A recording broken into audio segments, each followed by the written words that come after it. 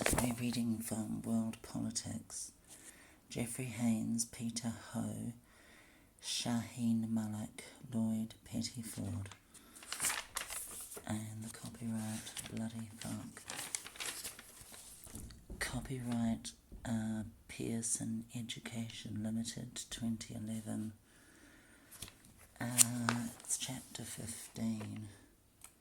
Wherever chapter 15 is. Chapter 15, the European Union and the African Union. Introduction, the European Union, the African Union. Conclusion. After reading this chapter, you will have gained an understanding of the following: structures and processes of the European Union, structures and processes of the African Union, how the EU and the AU are similar and different. Introductory box, Euroscepticism. We all hate Europe, or do we?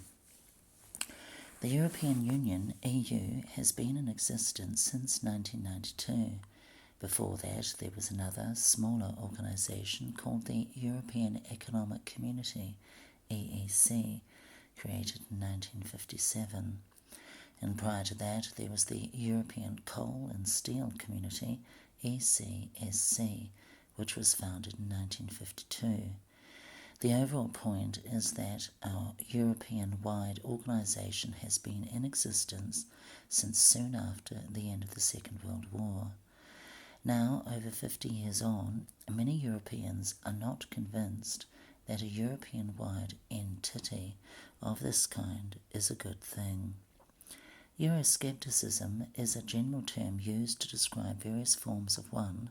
Criticism of the EU, and 2. Opposition to continued European integration, that is, the gradual coming together both economically and politically of the member states of the EU.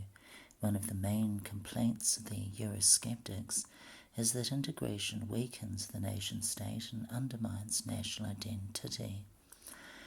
Other Eurosceptic concerns include that the charge Other Eurosceptic concerns include the charge that the EU is undemocratic, a top-down organisation that pays little attention or concern to the problems and aspirations of ordinary people, or that it is too bureaucratic, dominated by unelected, overpaid civil servants. A periodic European-wide public opinion survey known as the Eurobarometer found that support for the EU was lowest in Hungary, Latvia and Britain. It's been 3 minutes. Introduction. To what extent does a regional organisation manage to achieve their objectives? What more might it do to gain greater success? To what extent are member states prepared to allow regional organisations to act independently in international relations?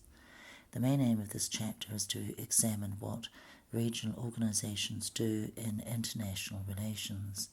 There are numerous regional organisations of various types, so to make our task manageable, we shall look at 2 important regional organisations in some detail: the European Union, EU, and the African Union, AU.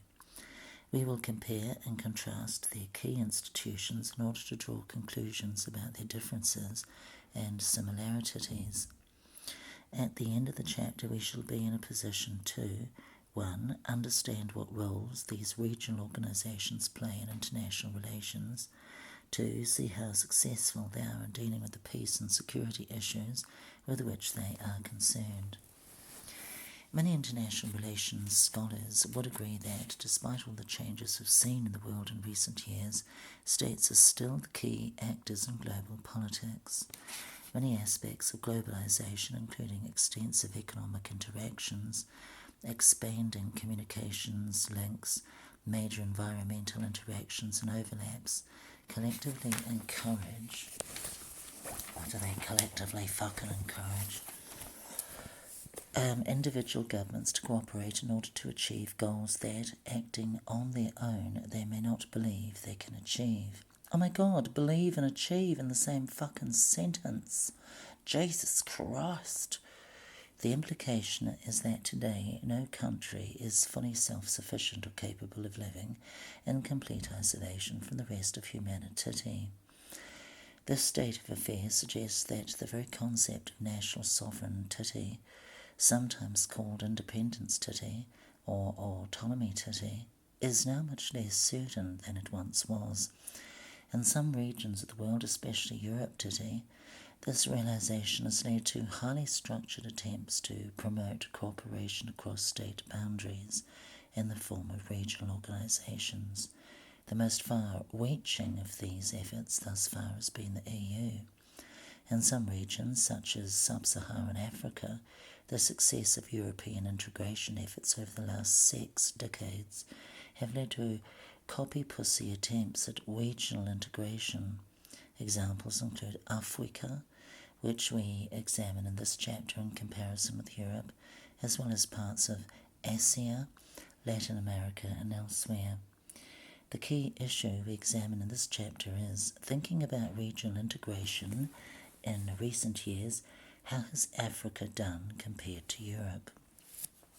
The European Union. Background and history.